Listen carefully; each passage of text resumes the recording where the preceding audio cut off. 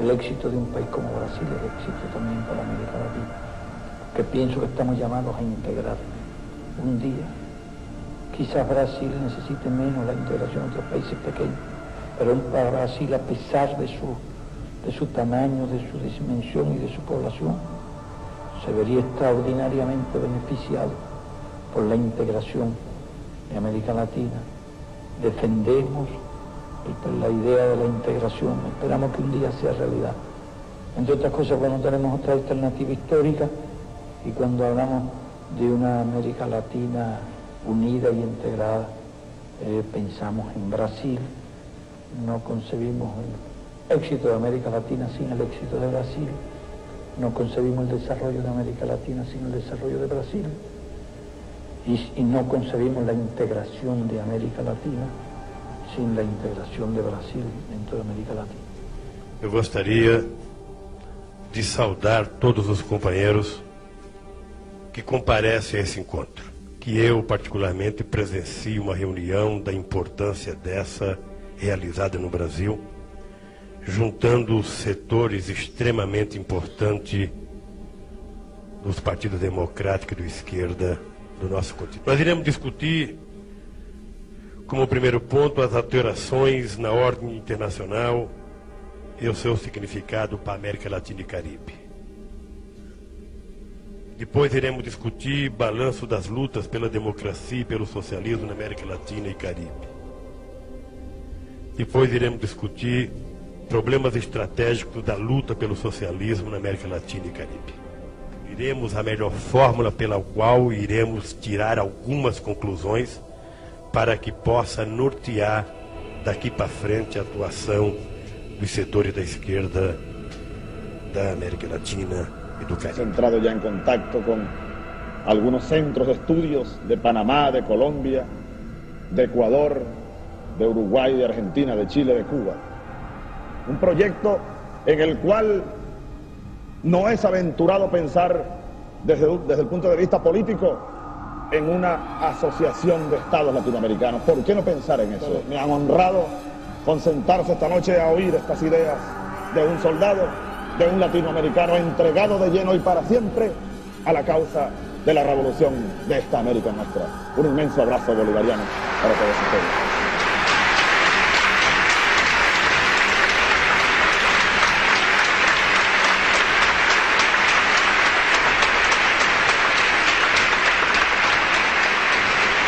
E nós chegamos, e eu quero, companheiro da direção do Fórum de São Paulo, debitar parte da chegada da esquerda ao poder da América Latina pela existência dessa cosita chamada Fórum de São Paulo.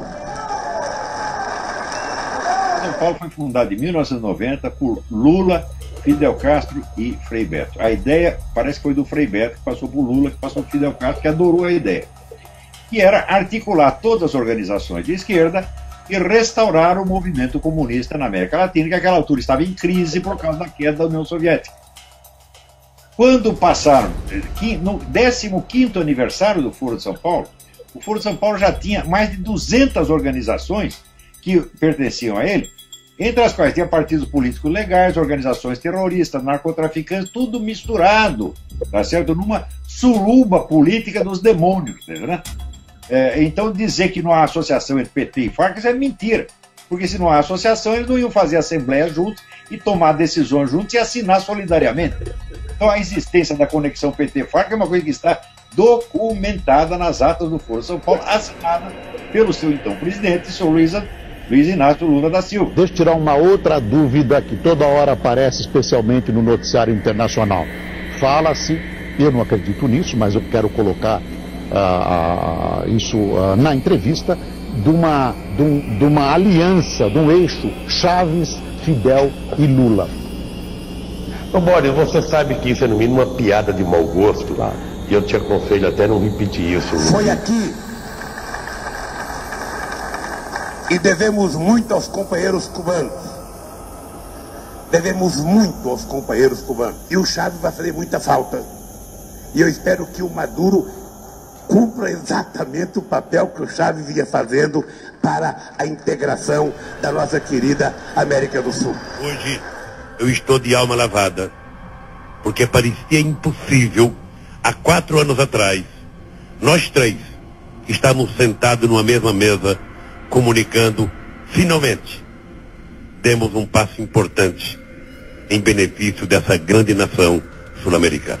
La victoria de Brasil ha logrado la consolidación para la nueva etapa del avance de las transformaciones y los cambios de América Latina. Es un paso gigantesco del gigante Brasil que viene a reforzar toda nuestra fuerza revolucionaria en el continente. Quería revertir al gran Brasil para después venirse sobre todos nosotros. Como querían derrotar la revolución bolivariana en el año 2013 para luego irse sobre el resto de la América. Diría por ahí alguien que ustedes conocieron, ni lo uno ni lo otro. Aquí lo que va a haber en América Latina cada vez más es revolución, son cambios profundos, transformaciones verdaderas, unión de América Latina. Sabe o que é, querida? Eu preferia que hoje a gente não falasse sobre o Brasil. Eu preferia falar basicamente sobre a Unasul e lá eu prometo que eu faço uma entrevista para vocês. E rapidamente nós precisamos tomar um rumo, professor. Porque eu vou dizer uma coisa para o senhor. A continuar do jeito que está, pode esquecer. Ou vocês saiam do país, ou vocês se curvem ao comunismo, porque a China já chegou, já chegaram 50 bilhões de dólares em 3 aeronaves, há 10 dias, para aporte de recursos, eu não sabia onde. Hoje eu estou começando a ter uma certa pista do porquê precisou entrar esse dinheiro no país, portanto não é pelo Banco Central.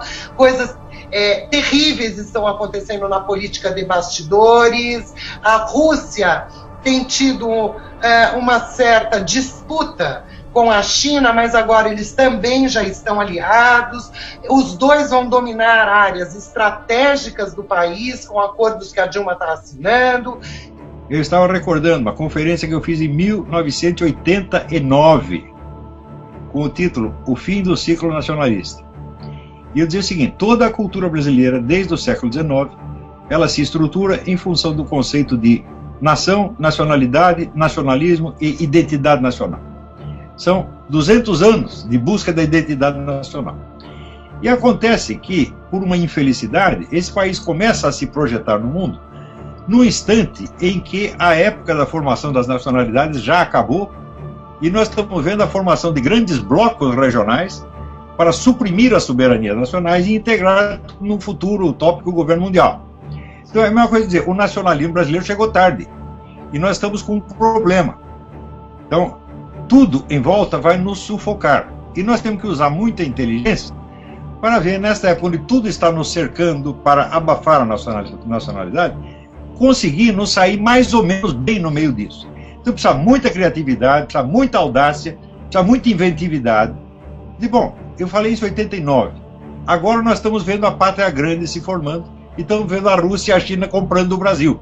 Então, quer dizer, nós estamos sendo integrados num bloco regional sem ser consultados e sem que a maioria tenha sequer consciência disso. Enquanto isso, estávamos se preocupando, vamos dizer, com os Estados Unidos. Né, com aquelas coisas, os Estados Unidos vão invadir a Venezuela, os Estados Unidos vão invadir o Acre. Tem muito milico que acredita nisso. Olha, a política americana na América Latina se caracteriza há mais de 20 anos pela total ausência.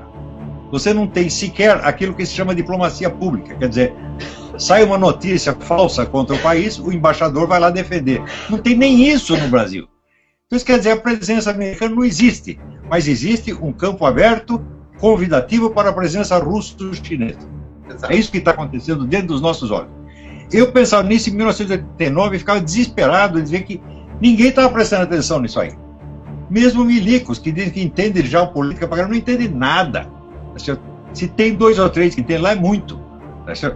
E então nós vemos o país inerme, diante de esquemas multinacionais absolutamente incontroláveis, e a gente aqui tentando clamar por intervenção militar ou por impeachment.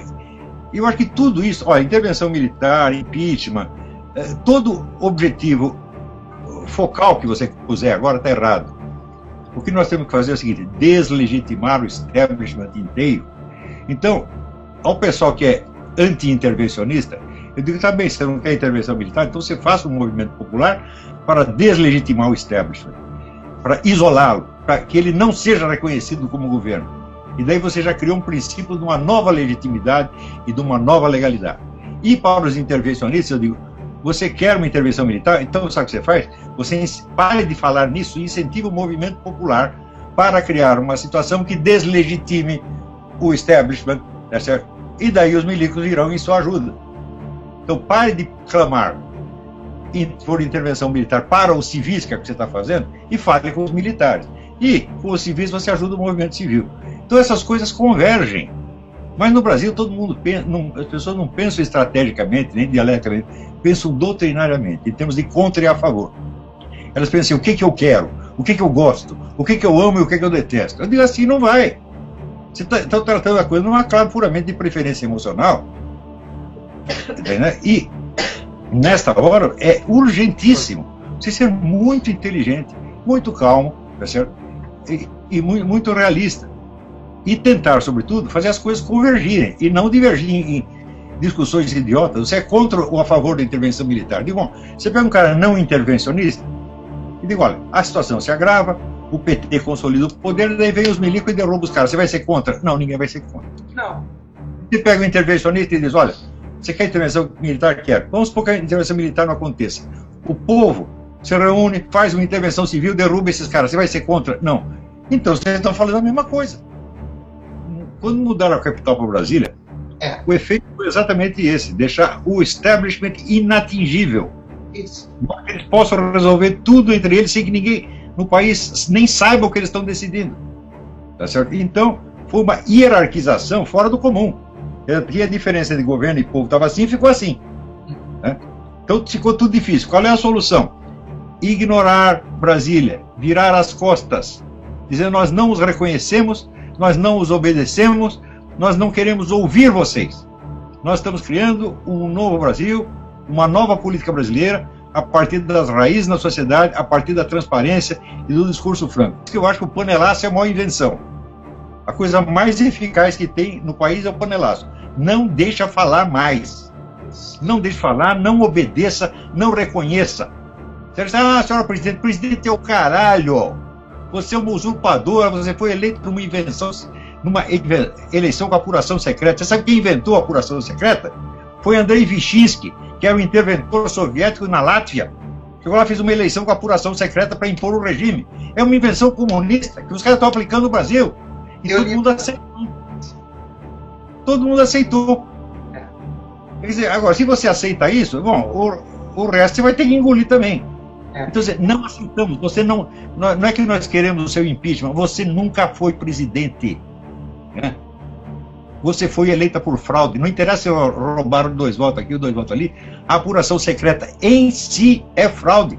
Ela nega a condição de transparência, que é a condição básica do exercício do voto democrático.